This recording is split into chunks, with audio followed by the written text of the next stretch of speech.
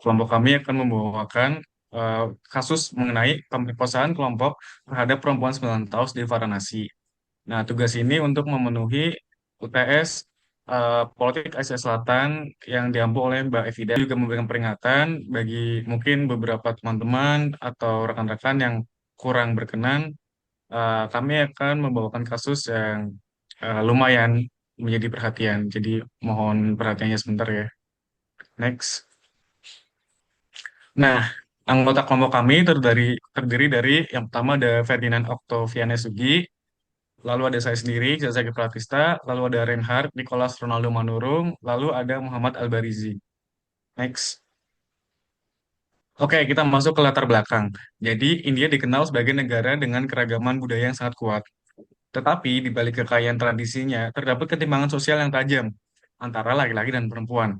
Nah, akar masalahnya itu terletak pada sistem patriarki yang sudah berakar sejak lama, di mana perempuan sering dipandang sebagai pihak yang lebih rendah secara sosial, ekonomi, dan bahkan moral. Next, kita masuk ke budaya sosial dan bentuk diskriminasi. Salah satu contoh paling nyata adalah dowry atau mas kawin, yaitu pemberian harta dari perempuan kepada pihak laki-laki saat pernikahan. Meskipun awalnya dimasukkan untuk memberikan jaminan finansial bagi perempuan, praktik ini kini justru menjadi sumber kekerasan dan diskriminasi menurut NCRB. Setiap tahun tercatat lebih dari 6.000 kasus kematian perempuan akibat perselisihan dowry.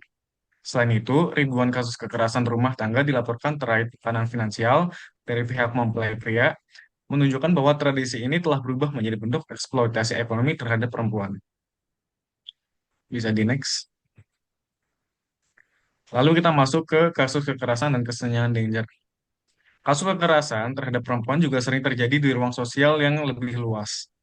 Salah satu yang terbaru adalah kasus Varanasi di Uttar Pradesh pada tahun 2025, ketika seorang siswi berusia 19 tahun menjadi korban kekerasan seksual berkelompok oleh puluhan pelaku selama berhari-hari. Kasus ini mengguncang masyarakat India dan menyoroti lemahnya perlindungan hukum serta kuatnya budaya patriarki yang menormalisasi kekerasan terhadap perempuan.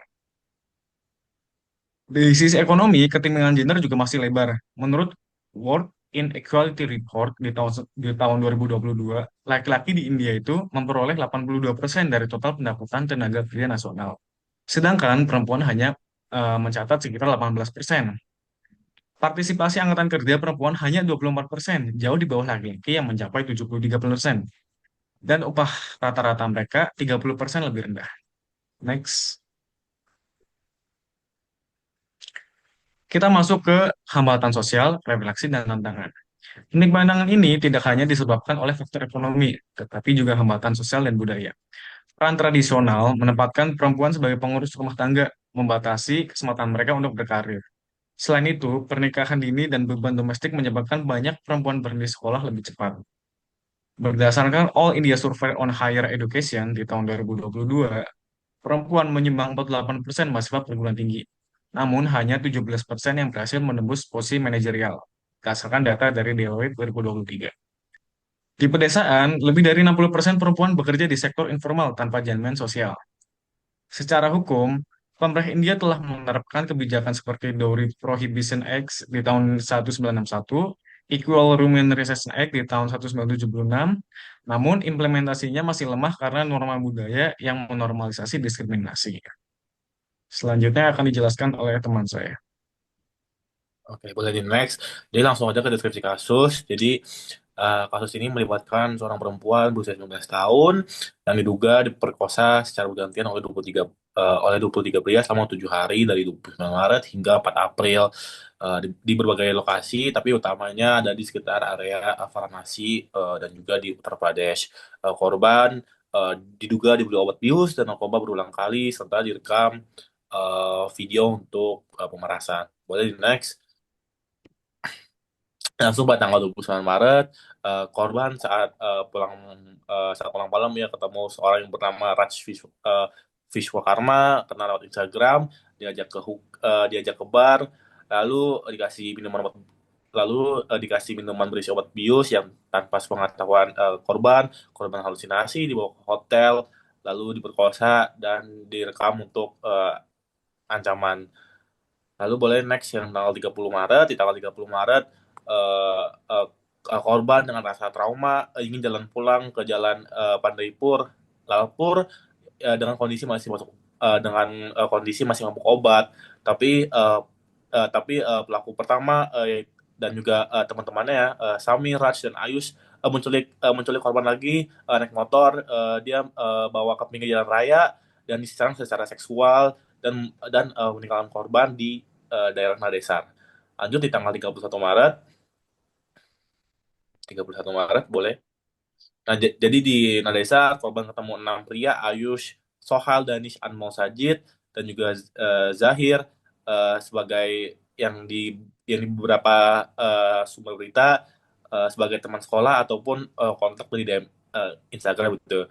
Dibawa ke kafe, terus lagi-lagi dikasih alkohol berobat, lalu eh, diper, lalu diperkosa bergantian dan dibuang lagi di Nadesar. Lanjut pada tanggal 1 April, Sajid dan rekannya bawa ke hotel di mana tiga pria lain tunggu.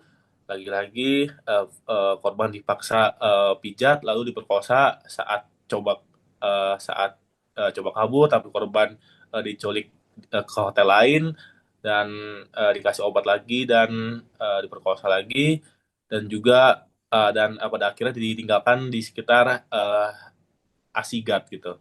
Lalu pada tanggal 2 April Pada tanggal 2 April korban ambruk di depan Sigra Mall, kelaparan dan juga overdosis. Terus ada dua pria yang nawarin mie, tapi mie-nya tuh berbungkus obat gitu. Ya, ini aneh tapi nyata.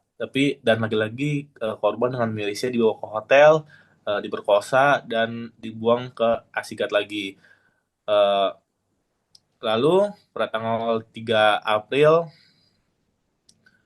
pada tinggal eh, pada tinggal pada tanggal 3 April, Danish membawa korban ke rumah teman di mana Sohail, Shoaib dan satu pria lain lagi-lagi mengasih obat dan memperkosa berkelompok dan korban dibuang di daerah Cokgat. Lalu pada tanggal 4 hari eh lalu pada tanggal 4 April pada tanggal 4 April boleh pagi hari keluarga dengan kondisi gemetar dengan korban dengan kondisi trauma dengan kondisi gemetar uh, pulang akhirnya pulang menemui keluarganya terus keluarganya melaporkan ini ke polisi dan meminta bantuan warga-warga sekitar dan menceritakan kejadian ini ke tetangganya. Lanjut, boleh next. Nah, mengapa kasus ini penting? Kasus ini penting karena ini mengungkap bahwa masih banyaknya praktik-praktik pemerkosaan khususnya di India. Ini menandakan lemahnya perlindungan dari masyarakat sekitar dan juga masih tingginya sifat-sifat patriarki. Ini juga menunjukkan bahwa eh, perempuan itu tidak bisa melawan eh, walaupun dia ditindak secara kekerasan, ditindak secara seksual. Dan juga ini juga penting karena harus warga-warga sekitar juga harus mendorong reformasi keamanan dan juga dukung korban supaya kasus ini emang benar-benar tertuntaskan. Boleh next? Jadi faktor-faktor yang berpengaruh itu yang pertama adalah budaya patriarki yang cukup kental, di mana salah satu akar utama diskriminasi terhadap perempuan di India sendiri adalah budaya patriarki yang telah mengakar selama berabad-abad dalam masyarakat India. Dan dalam budaya patriarkal sendiri, perempuan itu seringkali diposisikan sebagai penjaga kehormatan keluarga, sementara laki-laki itu dianggap memiliki otoritas sosial dan seksual yang lebih tinggi. Dan di mana terjadi objektifikasi terhadap perempuan, di mana tubuh perempuan itu dianggap milik laki-laki ataupun masyarakat, bukan milik dia sendiri. Dan terjadi kontrol sosial yang menjadikan perempuan untuk diatur dalam ruang privat dan publik, misalnya dalam hal berpakaian, mobilitas, dan pergaulan. Dan oleh karena itu terjadi sebuah legitimasi kekerasan di mana kekerasan itu kekerasan seksual sering digunakan sebagai bentuk dominasi dan penghukuman terhadap perempuan yang dianggap menyimpang. Dalam data National Crime Records Bureau atau NCRB India, pada tahun 2023 menunjukkan bahwa setiap 16 menit terjadi satu kasus pemerkosaan di India. Dan sebagian besar itu pelakunya berasal dari lingkungan sosial korban sendiri, memperlihatkan bahwa kekerasan ini sudah menjadi sistemik bukan insidental. Dan budaya ini melakukan objektifikasi perempuan dan menghalangi korban untuk melapor. Next. eh, ada sistem penegakan hukum yang lemah. Meskipun sudah ada reformasi hukum yang terjadi di India, seperti misalnya pasca kasus Delhi Nirbhaya pada tahun 2012, seperti Criminal Law Amendment Act pada tahun 2013 yang memperluas definisi kekerasan seksual dan memperketat hukuman, pelaksanaan ini juga masih jauh dari kata efektif, di mana polisi ini sering sekali terjadi proses sensitif terhadap korban, di mana dan bahkan mereka menyalahkan korban, dan banyak sekali kasus-kasus yang terlarut karena pengadilan cepat atau fast track court ini tidak berfungsi secara optimal.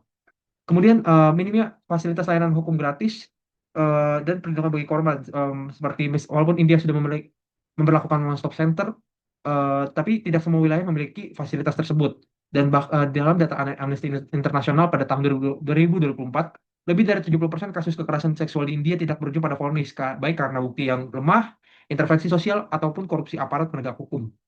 Dan faktor yang terakhir yaitu hambatan akses korban terhadap keadilan dan layanan publik, di mana korban ini seringkali mengalami stigma sosial, baik disalahkan, dikucilkan, bahkan oleh keluarga sendiri. Dan banyak korban juga tidak mampu untuk membayar biaya hukum ataupun transportasi untuk melapor.